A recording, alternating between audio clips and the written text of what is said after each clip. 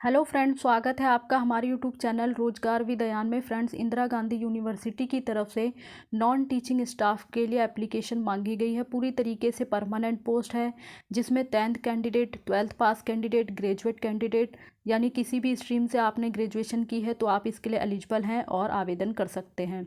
Form apply करने की last date 14 अप्रैल 2024 है। तो आइए देख लेते हैं कि इस पोस्ट पर आवेदन करने के लिए एसेंशियल क्वालिफिकेशन क्या है, एज क्राइटेरिया क्या रहने वाला है, किस प्रकार से आपको आवेदन करना है और ये रिक्रूटमेंट कहाँ से आई है। इसकी सारी डिटेल हम आगे वीडियो के माध्यम से देख लेते हैं। फ्रेंड्स, ये रिक्रूटमेंट आई है इंदिरा गांधी राष्ट्रीय जनजातीय विश्वविद्यालय की तरफ से। ये नोटिफिकेशन आपका रिलीज़ हुआ है 14 मार्च 2024 को, जिसमें कि नॉन टीचिंग रिक्रूटमेंट है और एडवर्टाइजमेंट नंबर है 1/2024। बाकी इसमें जो है कैंडिडेट से एप्लीकेशन मांगी गई है। ये इनकी ऑफिशियल वेबसाइट है। ऑफिशियल वेबसाइट पर डिटेल नोटिफिकेशन दिया गया है, एप्लीकेशन फॉर्म भी दिया गया है और एप्लीकेशन स्टार्ट हो गया है 14 मार्च 2024 से और 14 अप्रैल 2024 लास्ट डेट है अप्लाई करने की। बाकी और इसमें last date for submission of hard copy of application form, तो इसमें आपको ऑनलाइन भी एप्लीकेशन करना है, ऑफलाइन भी एप्लीकेशन करना है। ऑनलाइन एप्लीकेशन करने की जो लास्ट डेट है वो 14 अप्रैल है और ऑफलाइन आवेदन करने की जो लास्ट डेट है वो 28 अप्रैल 2024 है। तो इसमें आपको दोनों ही तरीके से अप्लाई करना है। अब हम आगे बात कर लेते हैं पोस्ट वाइज क्या क्या वैकेंसी है, कितनी कितनी। तो साथ में ये बताया गया है, नेम ऑफ पोस्ट है controller of examination, group A की पोस्ट है और लेवल 14 की जॉब है।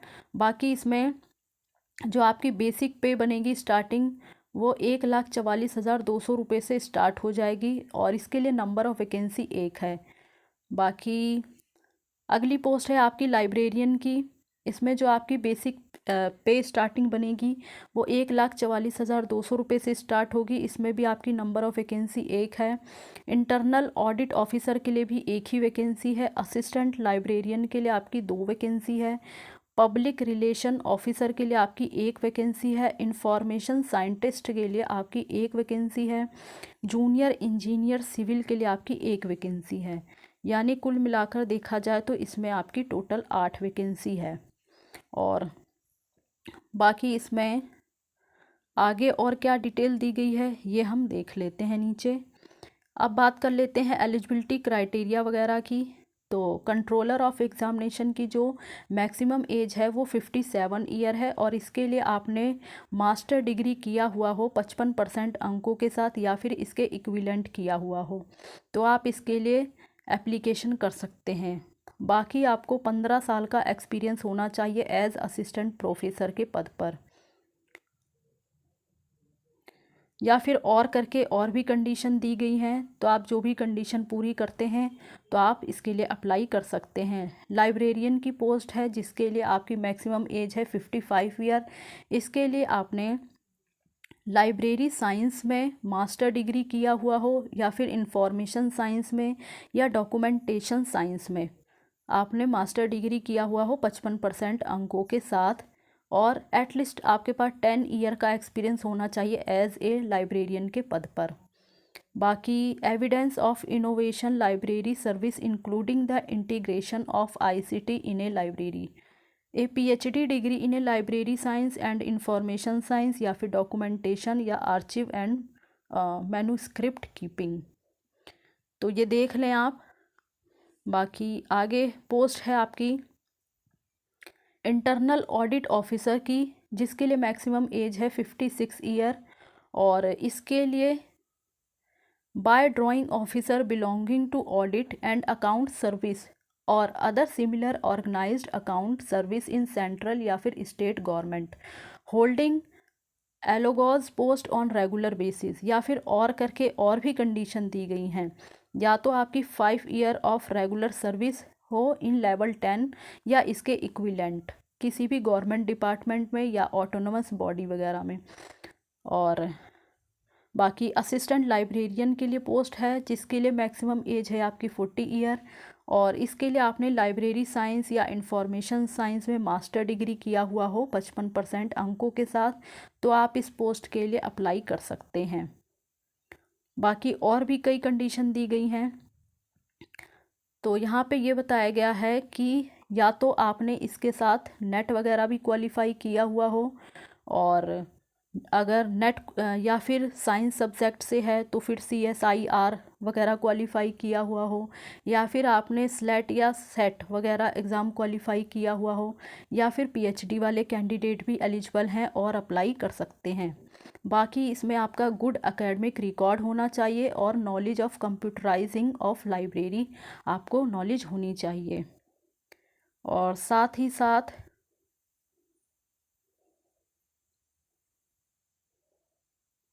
मतलब इसमें बहुत सारी जो है कंडीशन दी गई है, तो इसमें आप देख लें जो भी कंडीशन इसमें से आप पूरी करते हैं तो आप इसके लिए अप्लाई कर सकते हैं। अब है पोस्ट पब्लिक रिलेशन ऑफिसर की। तो इसके लिए जो आपकी मैक्सिमम एज है वो 40 ईयर है, और एसेंशियल क्वालिफ़िकेशन है आपने मास्टर डिग्री किया हुआ हो 55% अंकों के साथ, या फिर इसके इक्विवेलेंट किया हुआ हो,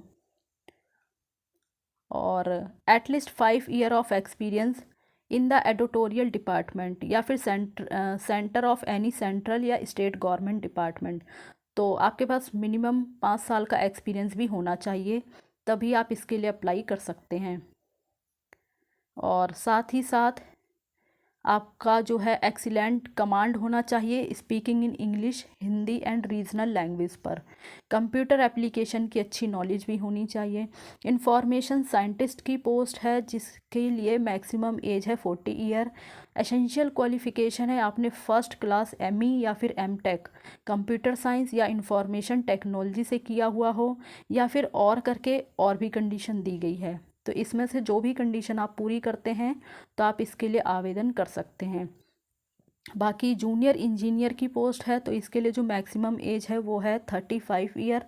एसेंशियल क्वालिफ़िकेशन है आपने बैचलर डिग्री ऑफ इंजीनियरिंग या फिर टेक्नोलॉजी इन रिलेवेंट फील्ड में किया हुआ हो किसी भी रिकॉग्नाइज्ड इंस्टीट्यूट से या यूनिवर्सिटी से, और आपके पास मिनिमम 1 ईयर का रिलेवेंट एक्सपीरियंस होना चाहिए, या फिर और करके और भी कंडीशन दी गई हैं। तो इसमें से जो भी कंडीशन आप पूरी करते हैं तो आप इसके लिए अप्लाई कर सकते हैं। बाकी कुछ टर्म्स एंड कंडीशन दी गई हैं, तो इसमें आपको हिंदी इज़ एसेंशियल नॉलेज, तो हिंदी की आपके पास एसेंशियल होनी चाहिए नॉलेज। बाकी the number of candidate to be called for interview written exam skilled, तो बाकी कैंडिडेट की जो संख्या है उसके आधार पर ही आपका एग्ज़ाम वगैरह होगा, इंटरव्यू स्किल टेस्ट वगैरह रखा जाएगा। जैसे अगर कैंडिडेट की संख्या ज़्यादा हो जाती है तो आपका रिटर्न एग्ज़ाम भी कंडक्ट कराया जा सकता है, तो उसी के अकॉर्डिंग आप अपनी तैयारी रखिए। बाकी एज रिलैक्सेशन जो भी गवर्नमेंट ऑफ इंडिया के रूल्स के अकॉर्डिंग दिया जाता है एम्प्लॉय को, वो आपको मिलेगा SC ST OBC PWD या वुमेन कैंडिडेट को। और बाकी आगे देख लेते हैं। अलग अलग पोस्ट के लिए आपको अलग अलग अप्लाई करना है, और इंटरव्यू या रिटर्न एग्ज़ाम के लिए जो भी आपका खर्चा वगैरह होगा तो उसके लिए कोई भी TADA आपको नहीं दिया जाएगा। अब बात कर लेते हैं एप्लीकेशन फ़ीस की। तो अनरिज़र्व कैटेगरी और OBC कैटेगरी के लिए 1000 रुपये फ़ीस है, जो कि बाद में रिफ़ंडेबल नहीं होगी। SC ST PWD कैंडिडेट और वुमेन के लिए 500 रुपये फ़ीस चार्ज है। बात करते हैं कि आपको कैसे अप्लाई करना है। Interested candidate have to submit the online application form, तो इसमें आपको एप्लीकेशन ऑनलाइन भी करना होगा ऑफिशियल वेबसाइट पर जाकर, और साथ ही आपको एप्लीकेशन फॉर्म के साथ भरे हुए एप्लीकेशन फॉर्म के साथ आपको अपने सारे ही डॉक्यूमेंट की सेल्फ अटेस्टेड कॉपी लगानी होगी, proof of age, qualification, experience और कास्ट सर्टिफिकेट। बाकी अगर आप कहीं पर एम्प्लॉई हैं तो उसका भी सर्टिफिकेट लगा सकते हैं।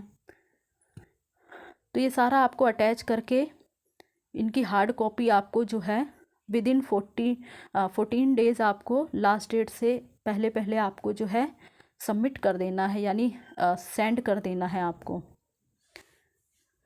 और साथ में आपको जो आपका एनवलप है उस पर आपको लिखना होगा कि application for the post of, जिस भी पोस्ट के लिए आप अप्लाई कर रहे हैं उसे ज़रूर मेंशन करना है आपको लिफाफे के ऊपर, एनवलप के ऊपर। और एडवर्टाइजमेंट का नंबर भी आपको मेंशन करना है। बाकी candidate are required to have a valid personal email ID, तो आप जो है अपना कॉन्टैक्ट नंबर, अपनी मेल आईडी, जो भी आपकी पर्सनल ईमेल आईडी है उसे मेंशन करिएगा, क्योंकि इससे रिलेटेड जो भी इंफॉर्मेशन होगी, जैसे इंटरव्यू के लिए कॉल या रिटन एग्ज़ाम या स्किल टेस्ट वगैरह की जो भी इंफॉर्मेशन होगी वो आपकी मेल आईडी पर या फिर आपके कॉन्टैक्ट नंबर पर दे दी जाएगी। बाकी समय समय पर इनके ऑफिशियल वेबसाइट को भी चेक करते रहें ताकि कोई भी इम्पोर्टेंट इन्फॉर्मेशन आपको समय पे मिल जाए। और कुछ अदर कंडीशंस वगैरह हैं तो वो देख लेते हैं एक बार। Eligible condition shall not be entitled a candidate to be called for interview and written exam skill test the date of determining the eligibility of all candidate in every respect। तो इसमें अपीयरिंग वाले candidate apply नहीं कर सकते हैं। जिन भी candidate ने last date, मतलब जो अप्लाई करने की लास्ट डेट है उससे पहले पहले अपनी एजुकेशन जो है कंप्लीट कर ली हो, वही कैंडिडेट इसमें अप्लाई कर सकते हैं। और बाकी तो और कुछ इसमें ख़ास इन्फॉर्मेशन नहीं है। वैकेंसीज़, नंबर ऑफ़ वैकेंसीज़ को बढ़ाया भी जा सकता है, घटाया भी जा सकता है, यानी अपने अकॉर्डिंग इनके द्वारा चेंजेस किए जा सकते हैं। और बाकी ये जो है इनकी ईमेल आईडी वगैरह है, अब देख लेते हैं। तो ये ग्रुप ए और बी की पोस्ट थी, अभी इसी में ग्रुप सी की भी पोस्ट है, तो एक बार हम उसे भी डिस्कस कर लेते हैं। यह इंदिरा गांधी राष्ट्रीय जनजातीय विश्वविद्यालय की तरफ से, और मतलब ये उसी में इंक्लूड है। ये एडवर्टाइजमेंट नंबर जो है वो 2/2024 है। और ये ग्रुप सी वाली पोस्ट है। जो हमने पहले डिस्कस की वो ग्रुप ए और बी की पोस्ट थी, अब ये ग्रुप सी की पोस्ट है। ये इनकी ऑफिशियल वेबसाइट है। बाकी अप्लाई करने की जो डेट है वो सब सेम है, सिर्फ पोस्ट अलग है। तो पोस्ट वगैरह हम डिस्कस कर लेते हैं एक बार। अपर डिवीज़न कलर की पोस्ट है। पे स्केल आपको दिया गया है 25,500 रुपये से स्टार्टिंग हो जाएगी। लेवल 4 की जॉब है। और स्टेनोग्राफर की पोस्ट है जिसके लिए नंबर ऑफ़ वैकेंसी है 1। लेबोरेटरी असिस्टेंट के लिए 5 वैकेंसी है। लोअर डिवीज़न कलर के लिए आपकी 6 वैकेंसी है। और हिंदी टाइपिस्ट के लिए आपकी 1 वैकेंसी है। मल्टीटास्किंग स्टाफ के लिए 3 वैकेंसी है। लेबोरेटरी अटेंडेंट के लिए 3 वैकेंसी है। लेबोरेटरी अटेंडेंट के लिए 2 वैकेंसी है। और लाइब्रेरी अटेंडेंट के लिए 2 वैकेंसी है। यानी टोटल कुल मिलाकर देखा जाए तो इसमें 26 वैकेंसी है। बाकी एज रिलैक्सेशन वगैरह सब सेम है, सारी डिटेल सेम है। जो भी आपको एज रिलैक्सेशन वगैरह गवर्नमेंट ऑफ इंडिया के रूल्स के अकॉर्डिंग जो मिलता है वो आपको मिलेगा। और बाकी आगे देख लेते हैं और क्या इन्फॉर्मेशन है। एसेंशियल क्वालिफ़िकेशन वगैरह देख लेते हैं। तो अपर डिवीज़न कलर के लिए जो मैक्सिमम एज है वो 32 ईयर है, और इसके लिए आपने बैचलर डिग्री किया हो किसी रिकॉग्नाइज इंस्टीट्यूट या यूनिवर्सिटी से, और 2 साल का एक्सपीरियंस होना चाहिए एज लोअर डिवीज़न क्लर्क या इसके इक्विवेलेंट किसी पोस्ट पर। बाकी आपकी इंग्लिश की टाइपिंग होनी चाहिए।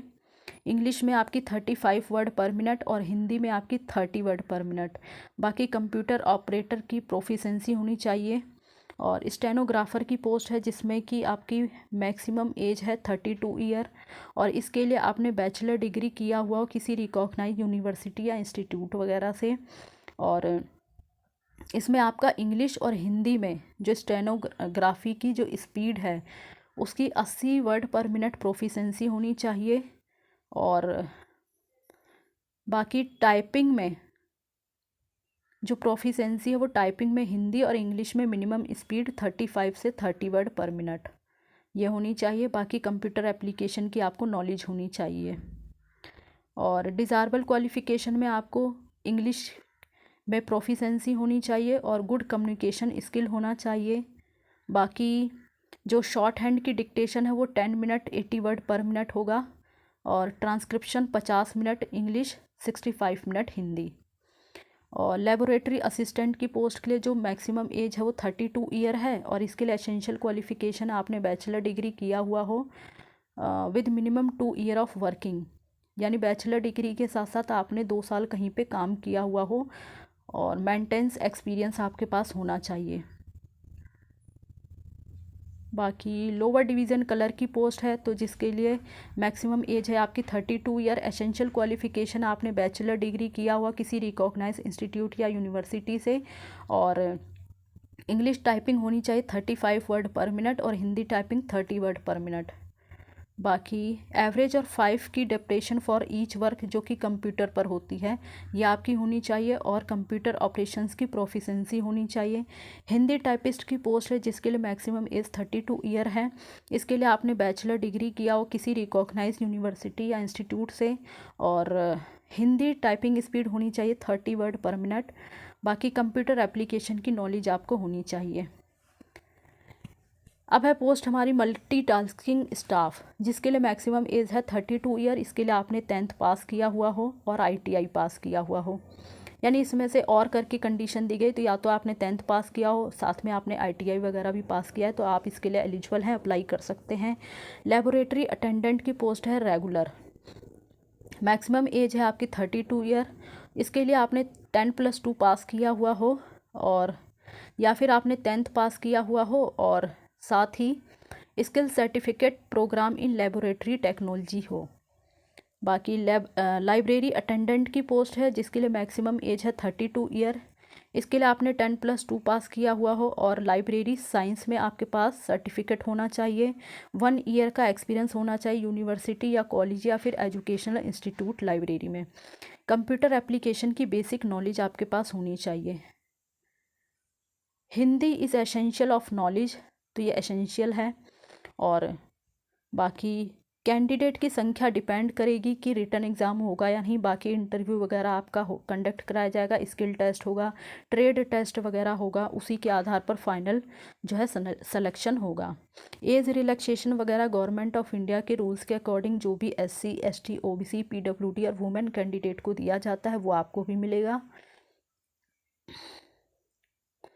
कोई भी TA DA वगैरह आपको नहीं दिया जाएगा। एप्लीकेशन फ़ीस चार्ज है, नॉन रिफंडेबल होगी फ़ीस।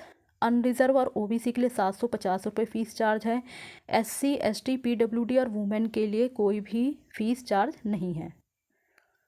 और किस प्रकार से आपको अप्लाई करना है, जो भी कैंडिडेट इंटरेस्टेड है अप्लाई करना चाहते हैं उन्हें सबसे पहले ऑनलाइन एप्लीकेशन करना होगा। उसके बाद भरे हुए एप्लीकेशन फॉर्म की कॉपी लेकर अपने सारे ही डॉक्यूमेंट की जो कॉपी है उन्हें सेल्फ अटैच्ड करके, जिसमें कि एज प्रूफ हो, क्वालिफ़िकेशन हो, एक्सपीरियंस हो, कास्ट सर्टिफिकेट हो या कहीं पर एम्प्लॉय हैं तो उसका सर्टिफिकेट हो, इन सभी को आपको एक लिफाफे में करके, ये एड्रेस दिया गया है इस एड्रेस पर आपको सेंड करना होगा। जो डेट दी गई है उस डेट से पहले पहले आपका एप्लीकेशन पहुँच जाना चाहिए, या इस एड्रेस को आप ज़रूर मेंशन करिएगा। और एक चीज़ का आपको और ध्यान रखना है, hard copy of application form should reach within 14 days. इसका आपको ध्यान रखना है from the last date of online application, यानी ऑनलाइन एप्लीकेशन की जो लास्ट डेट है उसके 14 दिन, जो आपने ऑनलाइन एप्लीकेशन कर दी उसके बाद आपको 14 दिन के अंदर अंदर हार्ड कॉपी भेजनी ही है। और जो आपका एनवलप है उसके ऊपर आपको मेंशन करना होगा application for the post of, जिस पोस्ट के लिए आप अप्लाई कर रहे हैं उस पोस्ट का नाम और उसका एडवर्टाइजमेंट नंबर आपको ज़रूर मेंशन करना है एनवलप के ऊपर। बाकी अप्लाई करते समय अपना कॉन्टैक्ट नंबर, अपनी मेल ID करेक्ट भरिए ताकि जो भी इंफॉर्मेशन हो एडमिट कार्ड की या इंटरव्यू की या रिटन एग्ज़ाम या स्किल टेस्ट से रिलेटेड जो भी इंफॉर्मेशन हो वो आपको समय से मिल जाए।